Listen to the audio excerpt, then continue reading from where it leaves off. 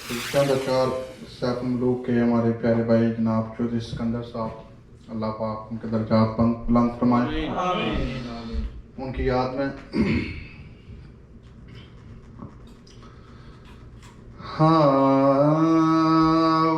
अलहम्द सेना इलाही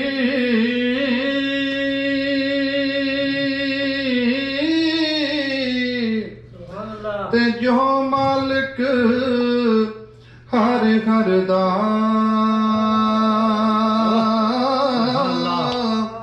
पर उसदा नाम चितारन वाला और किसे मैदान निहरदा उसदा नाम चितारन वाला और किसे मैदान निहरदा ते जीवन जीवन ओए नाए झूठा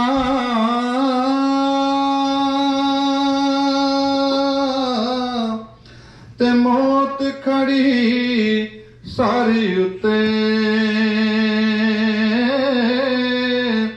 ते लख करोड़ तेरे तू सोने ओ खाक अंदर रल सूते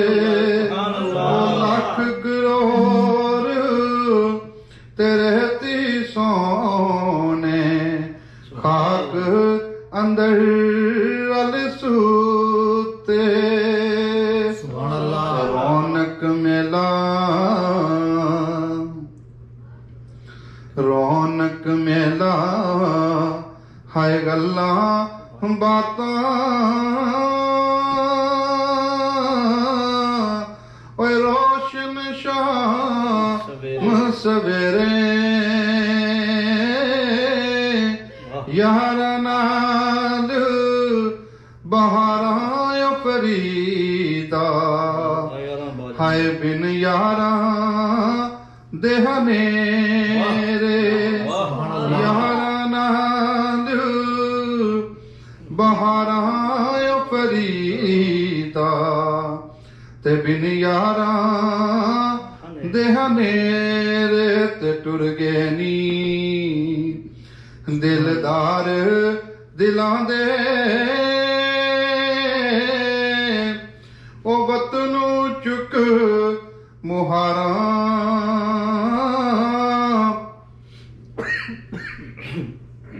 नाराए तकबीर, अल्लाहु अकबर, नाराए रिसालत, या रसूलल्लाह, नाराए हैदरी, या अली, महफिल सैफुल मुलूक जिंदाबाद।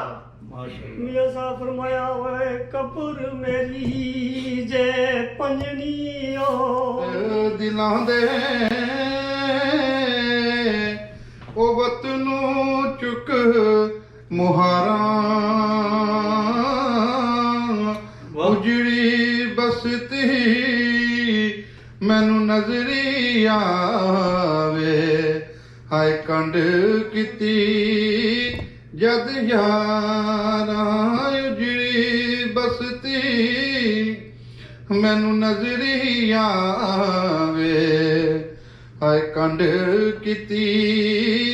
जद यारा ते टुर गए नी दिलदार दिलां दे आयो ते नाल ही लै गए होया से ओ दिल नी लगदा हुन यार मुहम्मद दसो जावां के रे पासे तेरा रात तेरा मैं तकदी रहिंदी ओए महल उच्चे ते चढ़ के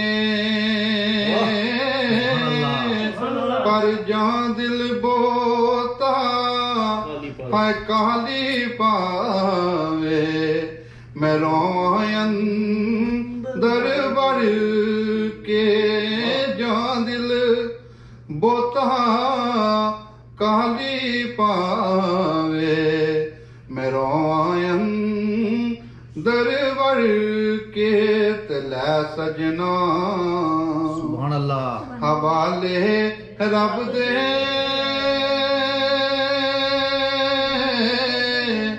ओ मेले चार दिना दे उस दिन ईद मुबारक हो सी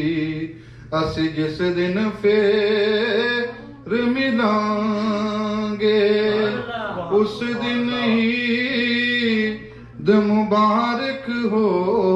सी असी जिस दिन फिर मिलांगे